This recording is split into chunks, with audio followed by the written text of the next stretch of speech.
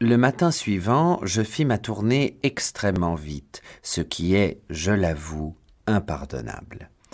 À mon retour, Caroline vint à l'entrée pour m'accueillir. « Flora Ackroyd est ici, » murmura-t-elle.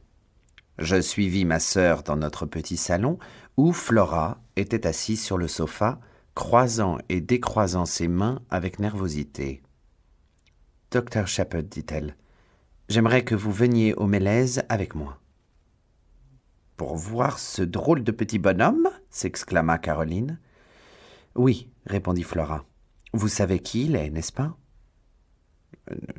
Nous pensions que c'était un coiffeur à la retraite, expliquai-je. Flora ouvrit grand ses yeux bleus. « C'est Hercule Poirot. Vous voyez de qui je veux parler, le détective privé. On dit qu'il a fait des merveilles au cours de sa carrière.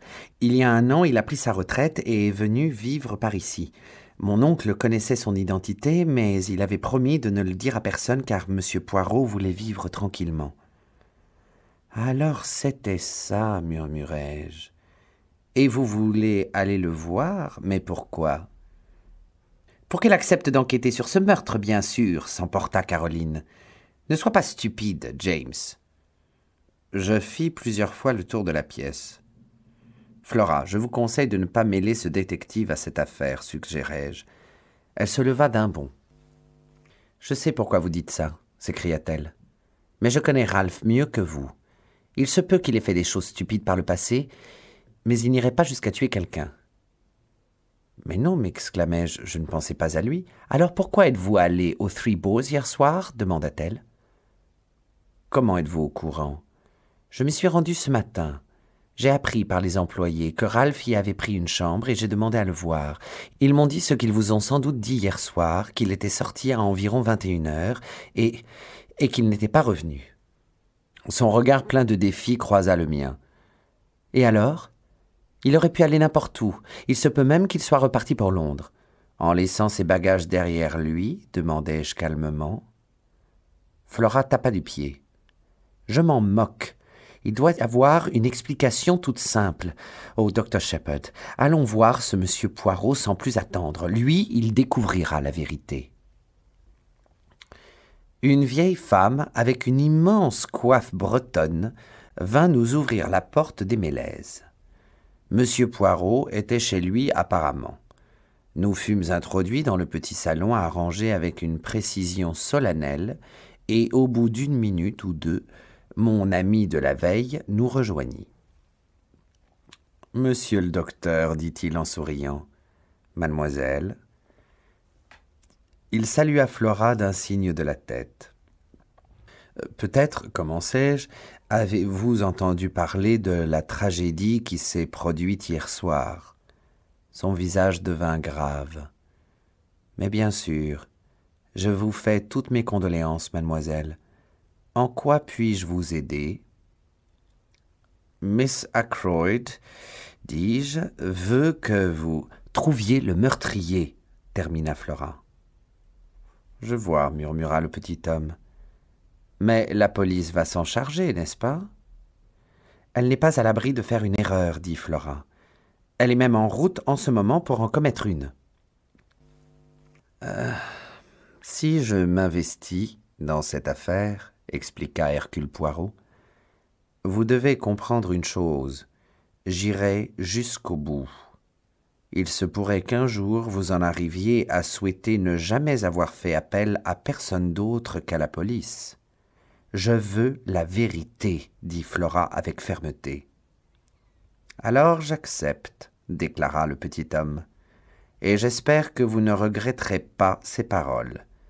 Maintenant, dites-moi tout. Le docteur Shepherd ferait mieux de vous raconter, suggéra Flora. Il en sait plus que moi. Ainsi, pressé, je plongeai dans un récit méticuleux revenant sur tous les faits que j'avais déjà relatés en omettant d'indiquer que Mrs. Ferrars avait été victime de chantage. Poirot écouta attentivement, les yeux rivés au plafond. Je terminai par le récit de ma dernière discussion avec l'inspecteur la nuit précédente, durant laquelle je lui avais parlé de la lettre qu'Ackroyd avait reçue et qui avait, à présent, disparu. « À présent, dit Flora tandis que je terminais, dites-lui tout sur Ralph. » J'hésitais, mais son regard autoritaire me fit céder. « Ainsi, intervint Poirot tandis que mon récit touchait à sa fin, vous êtes allé dans cette auberge aux Three Boars la nuit dernière en rentrant chez vous. Mais pourquoi, au juste ? Je me suis dit qu'il fallait que quelqu'un informe le jeune homme de la mort de son beau-père.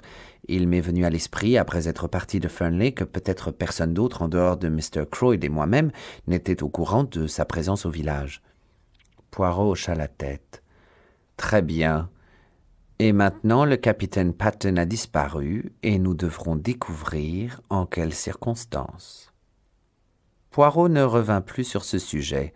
Au lieu de ça, il suggéra une visite immédiate à la police. Il crut que ce serait mieux pour Flora qu'elle retourne chez elle et pour moi que je l'accompagne là-bas afin de le présenter à l'officier en charge du dossier. Nous trouvâmes l'inspecteur Davis devant le commissariat. Le colonel Melrose était avec lui, ainsi que le chef de la police et l'inspecteur Raglan de Cranchester. Connaissant très bien Melrose, je lui présentai Poirot en lui expliquant la situation. Le chef de la police eut l'air visiblement vexé et l'inspecteur Raglan parut être dans une colère noire.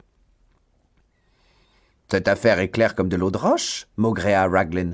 « Nous n'avons vraiment pas besoin que des amateurs viennent y mettre leur nez. » La famille de Mr. Ackroyd doit, bien évidemment, faire ce qui lui semble juste, déclara le colonel Melrose, mais nous ne pouvons pas laisser l'enquête officielle être entravée de quelque manière que ce soit. Poirot parvint à sauver la situation. « Je me suis retiré de la vie active, dit-il, et de plus, j'ai horreur de la publicité.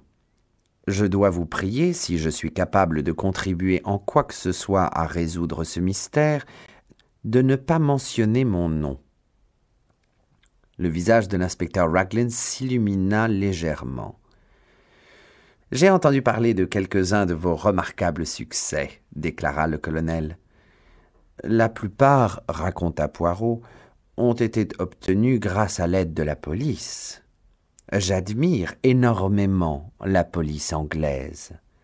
Si l'inspecteur Raglan me permet de l'assister, j'en serai à la fois honoré et flatté. » La contenance de l'inspecteur devint encore plus gracieuse. « Bien, bien, dit le colonel Melrose, nous allons vous informer des derniers développements, monsieur Poirot. »« Merci. » « Avez-vous trouvé des empreintes sur le manche du couteau ?» demandai-je. « Aucune qui ne concorde avec celle de Parker, » annonça Raglan. « Et les vôtres et celles de Mr. Raymond ne correspondent pas non plus, docteur, » ajouta-t-il. « Et celle du capitaine Ralph Patten ?» demanda Poirot. Je vis une lueur de respect craintif dans l'œil de l'inspecteur. « Nous prendrons les empreintes de ce jeune homme, monsieur Poirot, dès que nous aurons mis la main sur lui. »« Qu'avez-vous contre lui ?» demandai-je. « Il a été aperçu dans le voisinage de Fernley Park aux environs de 21h30 et on ne l'a plus revu depuis. Nous avons des raisons de croire qu'il a de sérieux problèmes d'argent. J'ai une de ses paires de chaussures ici. Il s'agit de chaussures avec des semelles en caoutchouc. Il en a 2 paires, presque identiques. Je vais aller les comparer avec les empreintes de pas dès maintenant. »« Nous allons nous y rendre tout de suite, dit le colonel Melrose. Voulez-vous nous accompagner, monsieur